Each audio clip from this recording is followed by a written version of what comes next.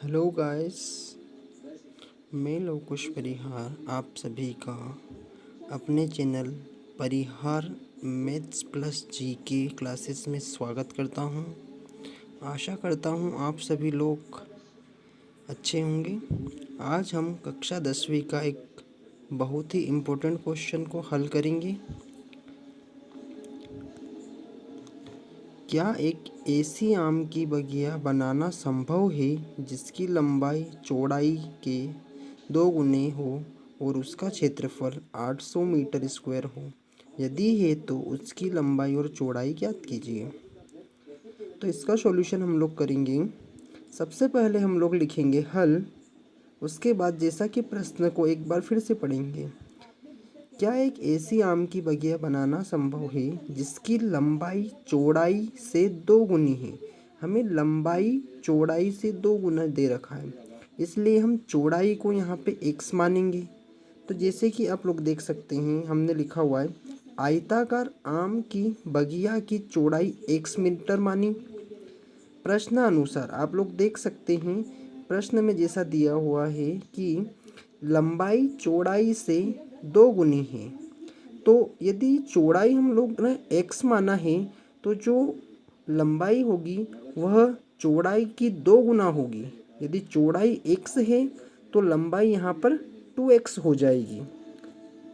आगे हम लोग जानते हैं कि आयताकार बगिया का क्षेत्रफल जो है वो लंबाई गुणित चौड़ाई होता है। तो हम लोगों ने यहाँ पे सूत्र लिखा आयताकार बगिया का क्षेत्रफल बराबर लंबाई गुणित चौड़ाई। अब हम जैसा कि प्रश्न में दिया हुआ है कि क्षेत्रफल जो है 800 मीटर स्क्वायर है, तो हमने क्षेत्रफल की जगह पे 800 लिखा, बराबर की जगह पे बराबर लिखा। उसके बाद लंबाई जैसा कि हम लोगों ने माना है 2x है और जो चौड़ाई है वो x है। इसके बाद में हम लोगों ने 800 की जगह पे 800 लिखा, फिर हमने इक्वल टू का साइन किया। फिर आप लोग जैसे देख पा रहे हैं x का x में जब गुणा हुआ तो x स्क्वायर हो गया और 2 पहले से था तो ये पूरा हुआ 2x स्क्वायर। आगे चलते हैं दोस्तों। इसके बाद में हम जैसे जानते हैं कि x के साथ में यदि कोई संख्या हो तो वो यदि गुणे में होती है तो वो आगे जाके भाग में चली जाती है। इसी प्रकार x स्क्वायर के साथ में 2 हमें गुणे में दिखाई दे रहा है। यह 2 गुणे में है तो अगली स्टेप में ये भाग में चला जाएगा। तो x स्क्वायर ऐसा कैसा जो 2x के गुणे में था वह भाग में चला गया। तो x square equal to 800 divided by 2 हुआ। अब x स्क्वायर इक्वल टू जैसा कि आप लोग देख सकते हैं, हम 800 को 2 से काट देंगे, 2 एकम 2 और 2 चौक 8, तो x स्क्वायर इक्वल टू हमें 400 प्राप्त होगा। आगे स्टेप में यदि हम लोग देखें तो यदि हम लोग किसी भी संख्या का स्क्वायर हटाते हैं तो जो उसके बराबर के सामने वाली संख्या होती है वो अंडर रूट में चली जाती है। तो हमने जैसे ही x का स्क्वायर हटाया तो जो 400 था वो अंडर रूट में चला गया।